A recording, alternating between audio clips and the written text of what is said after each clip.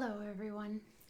It's good to be home again. It's great to get away and have experiences and do interesting things, but it's also really good to get home again. Oh, it was a big drive. It's an over 5 hours to drive straight through from where we were in Meadow Lake back to Regina. And so that's lots of time to think and reflect. And if you're me, it's time to listen to Audible. So I was listening to the latest Brené Brown book on Audible. Oh gosh, now the name of it has escaped my mind because I drove for 3 hours. I made Jarrett drive home from Saskatoon because I'd had enough. I was getting a little sleepy, and that's not a good way to be driving.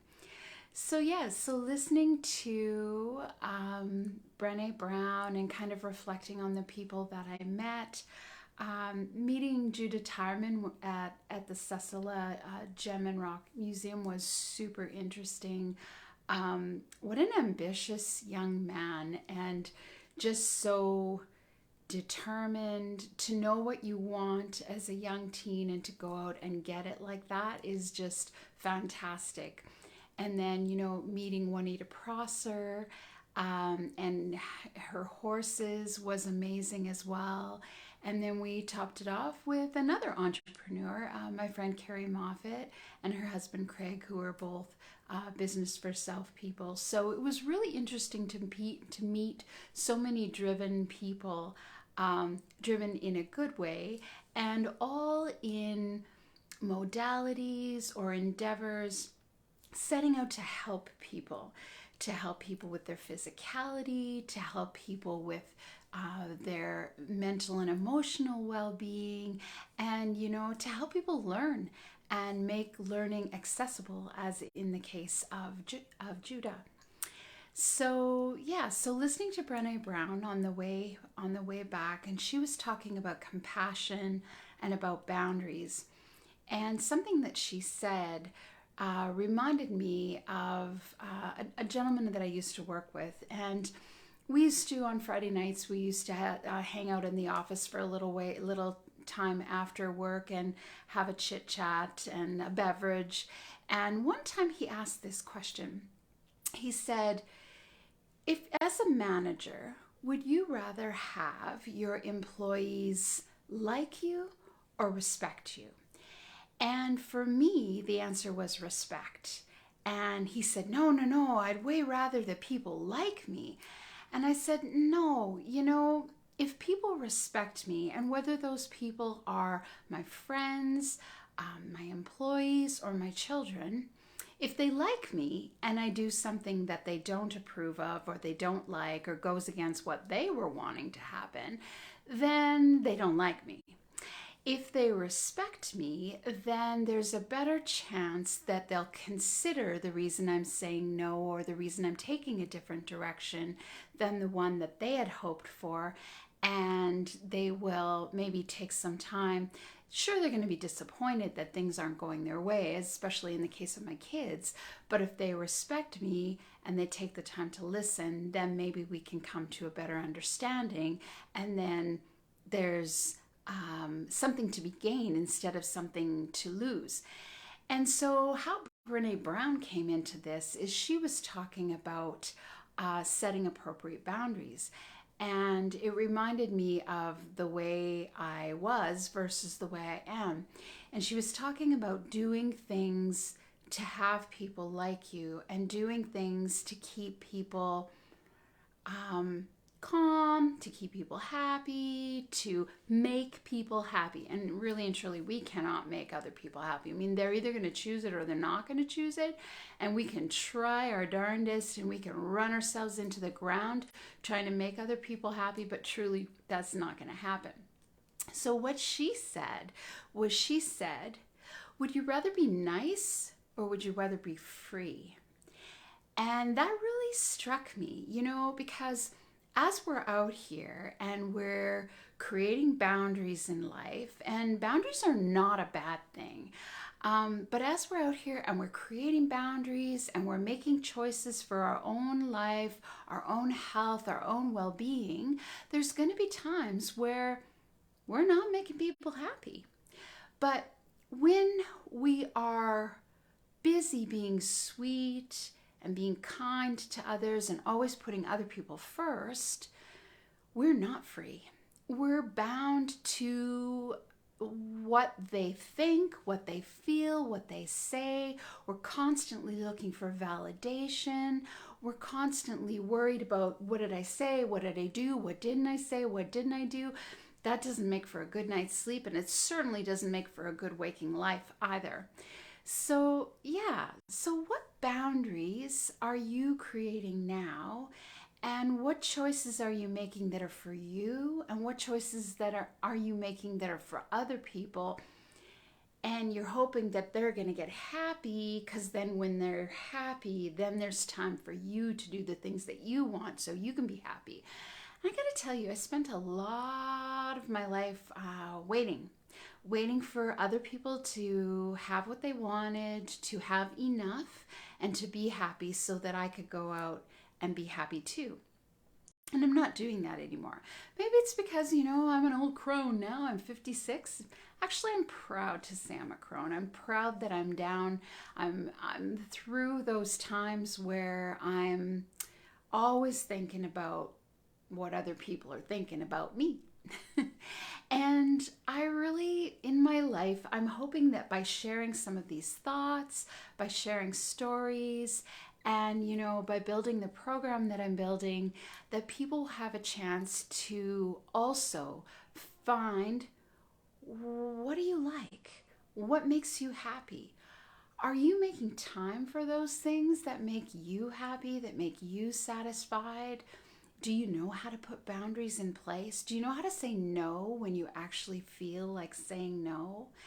And one of the things that I really love when I teach the Reiki for teens, for instance, is I teach them how to key into their gut wisdom and their heart wisdom and not just their brains. Because, when you're 15 and somebody invites you to that party and that party is not going to be a good party to be at, but you got the peer pressure and all of that, and your gut is saying, no, don't go, but your brain is going, but then people won't like me. Well, sometimes we don't just carry that forward at 15. Sometimes we're still doing that at 20 and 25 and 30 and all the way up to 45. And there's got to be a point where we put ourselves first. And there's got to be a point where we stop being sweet and instead we choose to be free. And that doesn't mean we have to be mean. It doesn't mean we have to say, off you F. We don't have to do that. But we can say, that's not really going to work for me. So I'm going to do something else today. But hey, I hope you really enjoy yourself. And no matter what it is, peer pressure exists at all ages. And for us to have good lives that we're satisfied with, where we're going out and we're having adventures and we're meeting super cool people and we're learning things and we're growing as people and we're satisfied every night when we go to bed, lay your head on the pillow, liking who you are.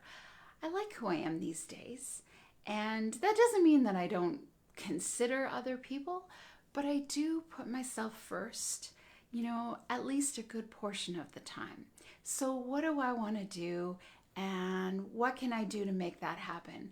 And then sometimes miracles happen. Like I was saying the other night when I was super tired, I really wanted to learn to kayak and I didn't know how that was going to happen.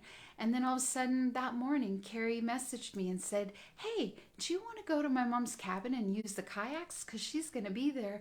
And she said she doesn't mind. So I got to meet Carrie's mom, Pauline, who is an amazing acrylic artist. So we got to share art tips. I got to learn some things. We hung out on the deck and had a nice cold beverage with her. And then she even helped me into my kayak and gave me a push off the shore to give me a great send off. We had a wonderful time.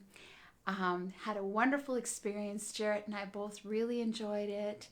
And I don't know, we can just make things happen if we are giving and receiving, but also we're putting ourselves first, because you really do. You really have to put yourself first.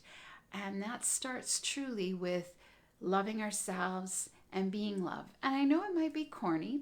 And if you have a better idea for the name of my group, let me know.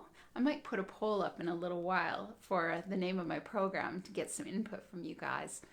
But yeah, I hope that you do put yourself first. I hope that you do choose you. And I hope that when your gut and your heart are screaming no, that your mouth follows suit and you go, you know what? That's not really for me today. So I hope you have a great time, but I'm actually not into that today. So I'm gonna be off reading a book or doing something that I want to do. So that's my little story today. And yeah, I want to talk to you more in the upcoming days about what I'm learning from Judah Tyerman. I've got both his books now. One is called Reviving the Art of Innovation, and the other one, sorry, I don't have the book with me, but it's his latest one, and it's in the story form, kind of Arabian Nights meets, I don't know. So I'll let you know when I finish. But what an inspiring young man. And like I said, and Juanita Prosser, so inspiring with what she's doing with her horses, helping wounded warriors, helping kids that have had rough upbringings and tough lives. And yeah, they just inspire me to do more, to be more, and to try to do what I can to help people have great boundaries and satisfying lives and help you guys choose yourself. So I'm pooped. It's been a long day, over a 5-hour drive, and you know that last hour with all the road construction and 40 kilometers an hour, woohoo, that was fun. Should have had the bathroom break earlier. Anyhow, I hope you guys are having a great week. I'll talk to you again tomorrow, still on my 30-day challenge, and I'd love to hear your stories. I'd love to hear where you put a boundary up and it worked for you, or where you wished for something and it just magically appeared in your life. Or maybe you know someone else who's inspiring, who's gone out to chase their dream and written a book about it, and you give me their names, give me the book. I'd love to know. You know me, I'm always reading. All right, so everybody have a great week.